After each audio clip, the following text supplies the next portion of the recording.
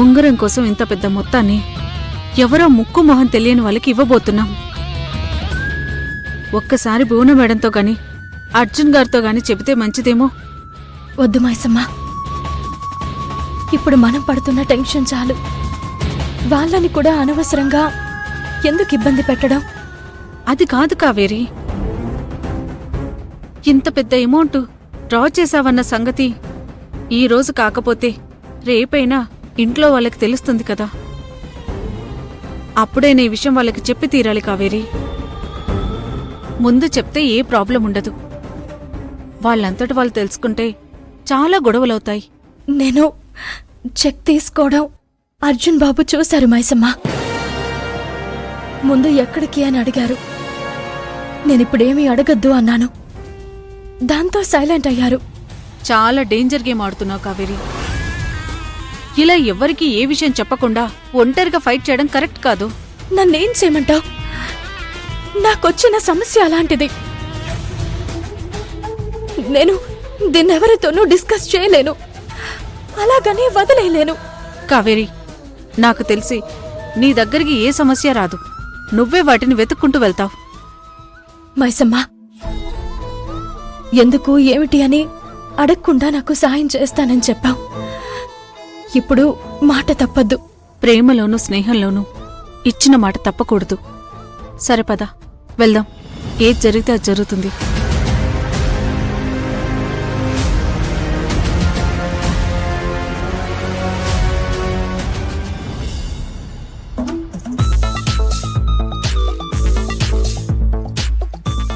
అయ్యో, కావేరి డబ్బులు డ్రా చేయడానికి వెళ్తున్నట్టుంది.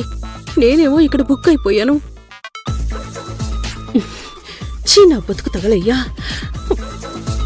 బాగుపడదామని నేనెంత ట్రై చేస్తున్నా నా దరిద్రం అందుకు ఒప్పుకోవడం లేదు. ఎందుకు ఒప్పుకుంటుంది? దానికి అసలే ఈగో ఎక్కువగా.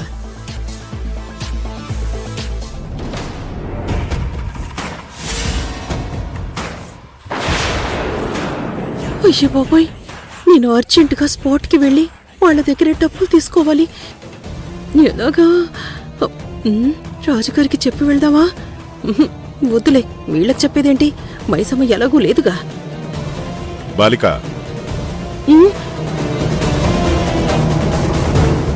ఎక్కడికి వెళ్తున్నా? అయ్యో, ఇరుక్కుపోయానే. రాజుగారు, కావేరి ఎక్కడికో వెళ్తుంది.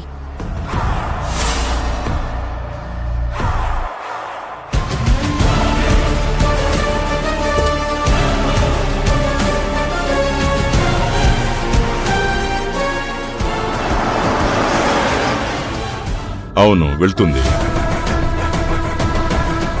ఆ అంగుళికం తీసుకొచ్చి మాకిస్తుంది. అక్కడే మీరు పప్పులో కాలేస్తున్నారు.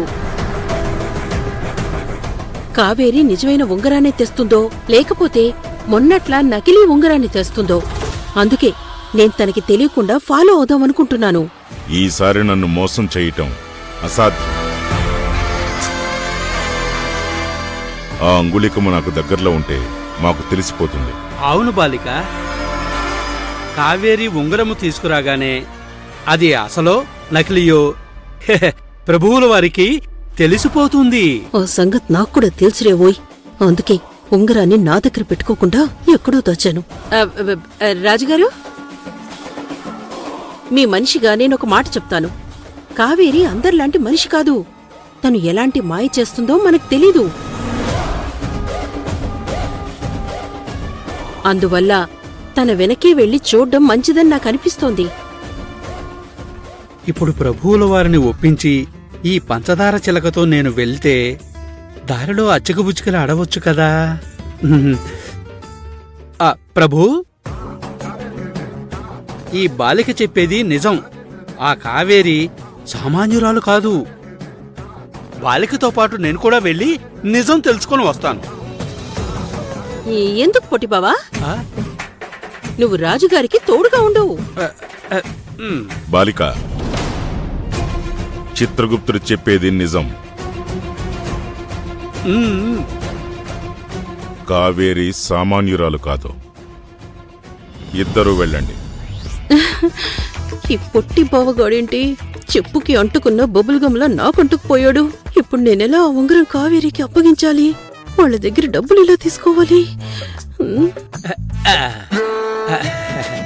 పదబాలిక, ఆకాశంలో హంసలమై హాయిగా ఎగిరే జంటలమై అలా ఇలా తేలిపోదామా. ఓపు నీ గోల, వాళ్ళు వెళ్ళిపోతున్నారు. పద పద పద.